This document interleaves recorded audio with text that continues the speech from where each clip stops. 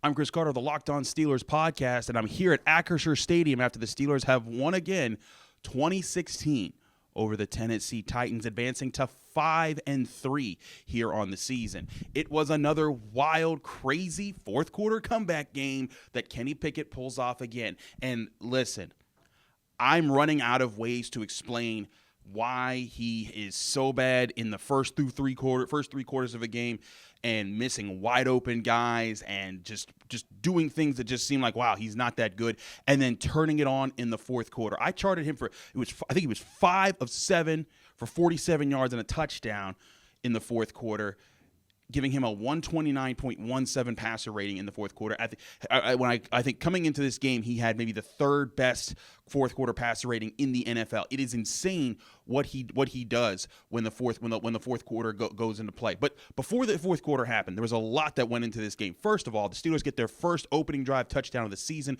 Huge game. Kenny Pickett said that it wasn't his idea for Matt Canada to be on the sideline, but it certainly helped. He was able to talk to all the different position groups and help them get in alignment and get ready for the next drive each play. And Matt Canada, I thought, called a decent game. And I've said this for a while on the Locked On Steelers podcast, that he's been calling good games at times. It's the execution that needs to improve, and I think more and more people are starting to see it throughout this game. Missed opportunities from Kenny Pickett. On a third down, he tried to throw a low ball to Allen Robinson in the end zone that was well covered. He had Connor Hayward wide open in the back of the end zone. There were plays where he had Diontae Johnson wide open and would miss him. George Pickens on a crosser that could have gone for big yards, missed him there. And so you think, man, he's just not good. And then all of a sudden, the fourth quarter, 32-yard bomb down the sideline, perfect dime to Diontae Johnson. I can't explain what that changes. I'll try to look at it more for the full episode of Locked On Steelers, but there's so many other aspects of this game. Najee Harris and Jaylen Warren dominating this game. Broderick Jones getting the start over Chukwuma Okorafor, something that was rumored to maybe happen in this game and then did happen, and it really helped the Steelers in a lot of ways. They got going on the ground game.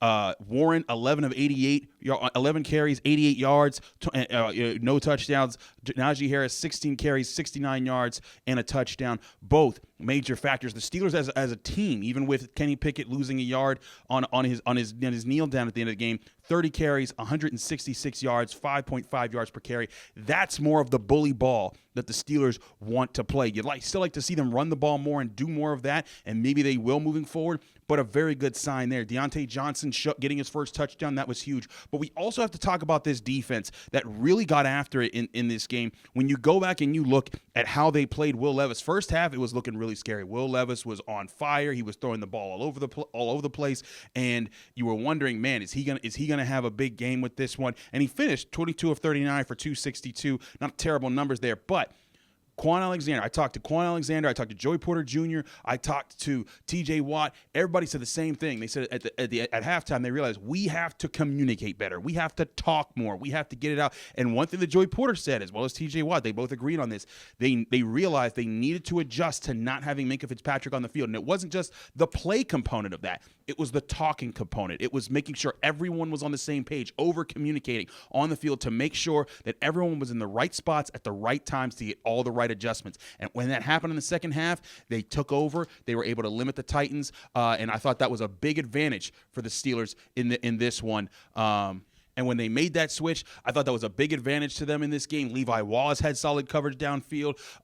Joey Porter Jr. had solid coverage downfield. And the defense getting 4 sacks on Will Levis in this game. Alex Highsmith, I think he had 8 pressures in total. He now has 4 games this season with 7 pressures or more. That is tied with Micah Parsons with the most in the NFL this season. That should get Alex Highsmith a lot more discussions as far as the impact that he has on defenses in the NFL this game.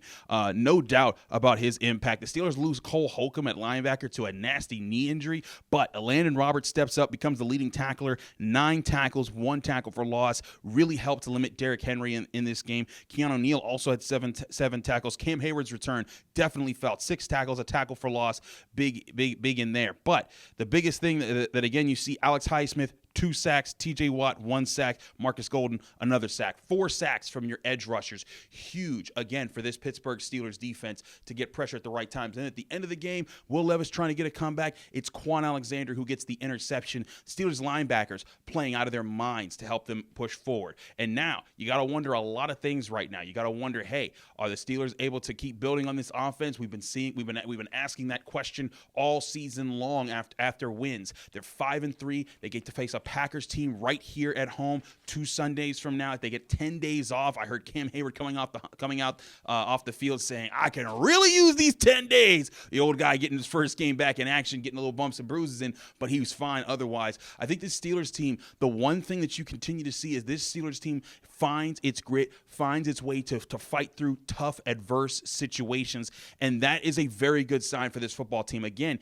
if these things start to click in more parts of the offense, if the run game gets going, if Kenny Pickett can start making a lot of those fourth quarter plays, maybe in the first and second quarter, they get more early drives, this team can be a lot better than it is and stop having to win games with fourth quarter comebacks. I believe Kenny Pickett now has 7 fourth quarter comebacks in his career and 7 game-winning drives, and 5 fourth quarter comebacks in his career. It's insane how well he turns it on. I'm going to look at a lot more here and give you a full episode of the Locked On Steelers podcast shortly after this, after I get home. I'm here at Acrisure Stadium. Thanks again for tuning into the Locked On Steelers podcast. I'm your host, Chris Carter. Follow me on Twitter and Instagram at Carter Critiques. Read my work at the Pittsburgh Post-Gazette, and find me every Monday through Friday and sometimes with bonus episodes on the Locked On Steelers podcast on your favorite podcasting apps and on